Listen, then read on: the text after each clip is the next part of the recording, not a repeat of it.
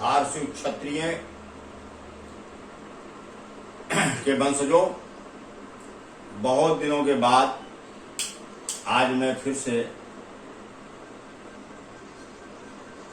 एक वीडियो बना के समाज को सच्चाई बताना चाहता हूं।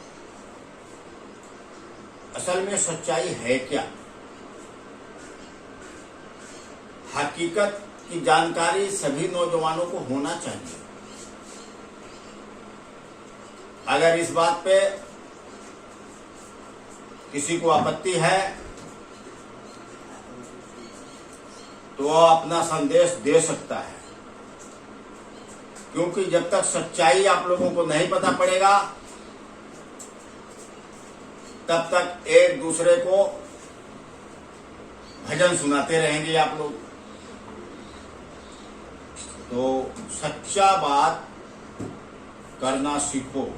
किसी का चापलूसी मत करो, किसी की तरफदारी मत करो और किसी की बुराई मत करो।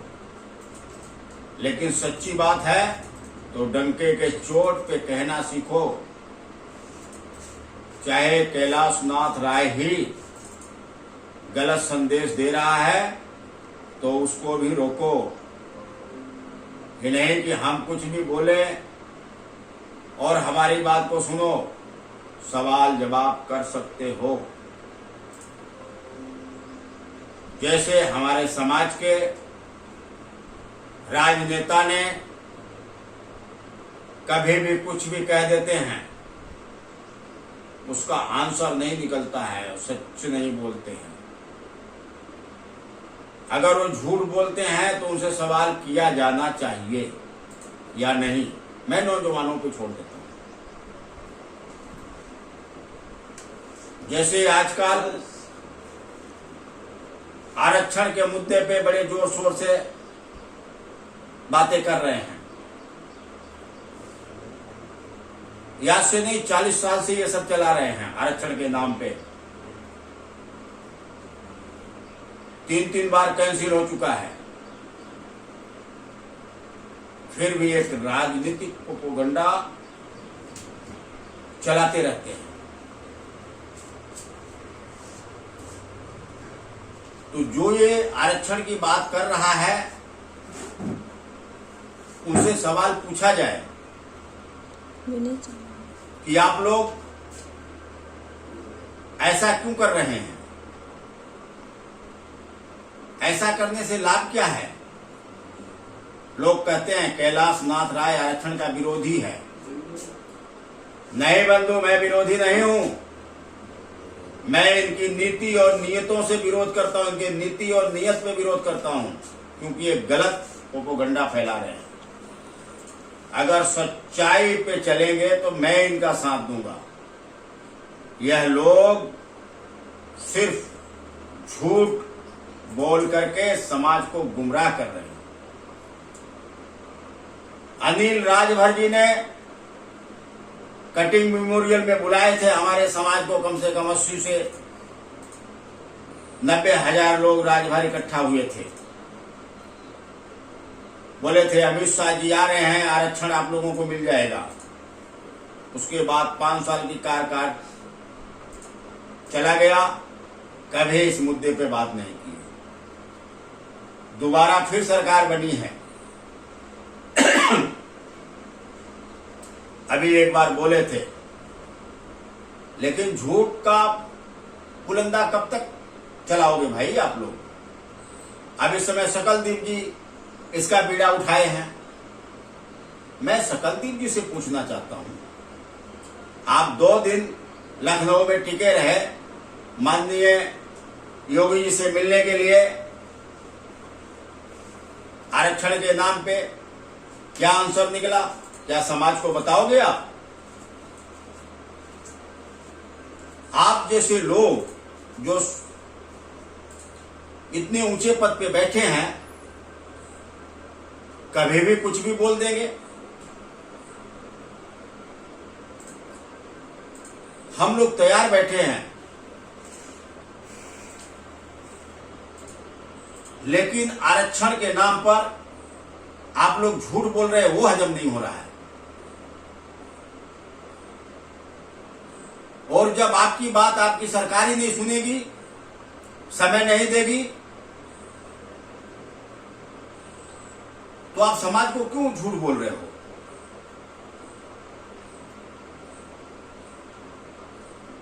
माननीय सकलदीप जी से मेरा करबद्ध निवेदन है, आप लोग समाज में सम्मानीय हैं,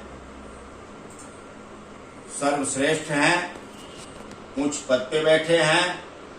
समाज के साथ झूठ बोलने का काम न करें, समाज को गुमराह करने का कार्य न करें, समाज को सही दिशा दें। समाज आप जैसे बड़े नेताओं से कुछ नहीं मांगता है, न रुपया मांगता है, न पैसा मांगता है, न नौकरी मांगता है। सिर्फ समाज चाहता है कि हमारे समाज का जो भी सांसद हो, मंत्री हो, विधायक हो, समाज को सही दिशा दे, सत्य बोले। सत्य बोलेंगे तो आपको समाज फॉलो करेगा। आप लोगों के बस का नहीं है कि लाखों आदमी का भीड़ जुटा ले। आप लोग को पार्टी इसलिए इकट्ठा आपको अपने पास रखती है कि आप समाज को इकट्ठा करो, लेकिन आप लोगों से जो समाज कटा हुआ है, समाज आपसे दूरी बना रखा है,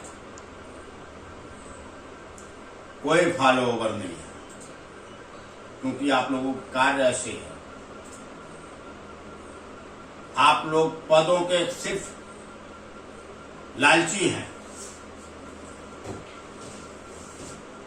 कुछ अच्छा काम करे, कुछ अच्छा दिशा दे समाज को, नौजवानों को, ज्ञान की बात करे नौजवानों को, आपको फॉलो करेगा।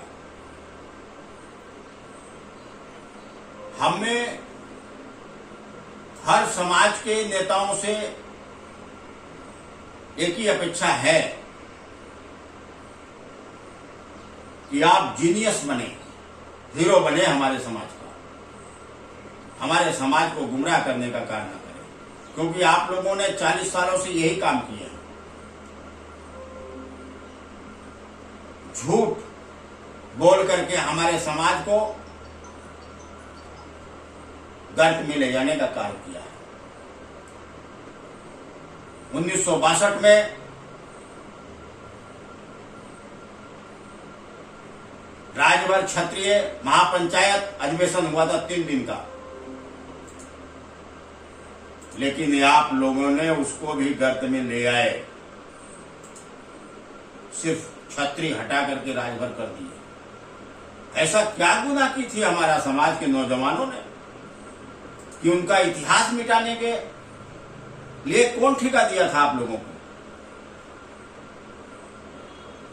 आप लोगों से ठीक से राजनीति करने नहीं आती है, जनता को अपने साथ जोड़ने का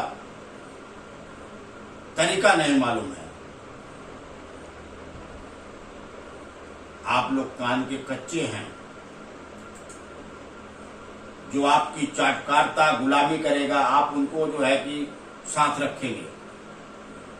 जो सच्चाई का दर्पण दिखाएगा, उससे ईर्ष्या रखेंगे। आप लोग जानते हैं कबीरदास जी दोहा में क्या कहे थे? निंदक नियरे राखिए आंगन कुटी छवार। आपका कोई सच्चा दोस्त है तो वो है जो आपके बारे में सत्य बोलता है। आप लोगों को चाटकार चाहिए, भाड़ मंडली जैसे कि आपकी बड़ाई करे तो आप उसमें खुश हो जाते हैं। नहीं, जिस दिन आप लोग सच्चे मित्र को पहचानने लग जाएंगे, उस दिन ये समाज वापस भार शिवा क्षत्रिय सर्वश्रेष्ठ क्षत्रिय कहलाएगा।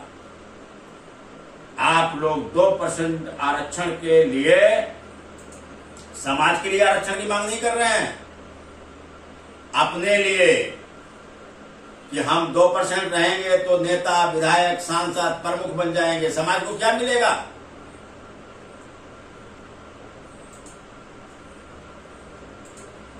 समाज को कुछ नहीं मिलेगा। 10% के लिए आप लोग मांग नहीं कर रहे हैं, 2% के लिए क्यों भाई? जनरल कैटेगरी में 10% का आरक्षण है, आप कहते हैं हमें अनुसूचित जनजाति में डाल दिया जाए। शर्म आनी चाहिए आप लोगों को। जिसका आप लोग के समझ में नहीं आता है, खाली अपनी फायदा देखोगे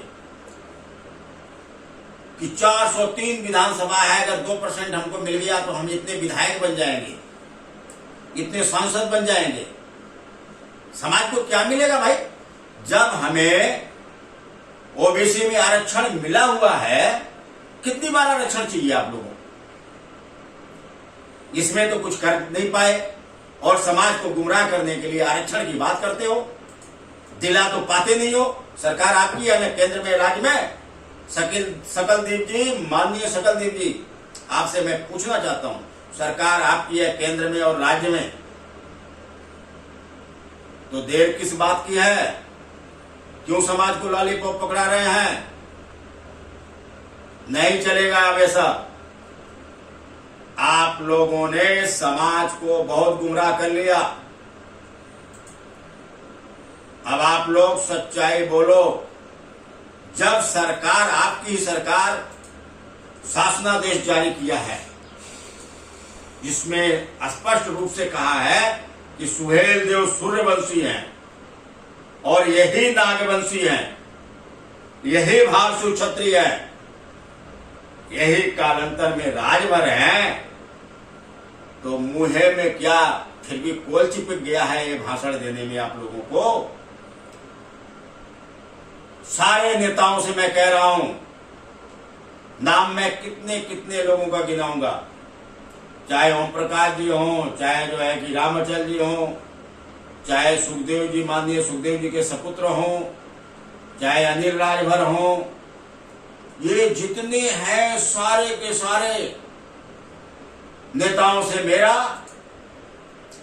एक ही अपील है कि सच बोलने का आदत डाल लो, क्योंकि अब समाज जाग चुका है, नौजवान जाग चुके हैं। सारा इतिहास नौजवान खोद खोद के पढ़ रहे हैं।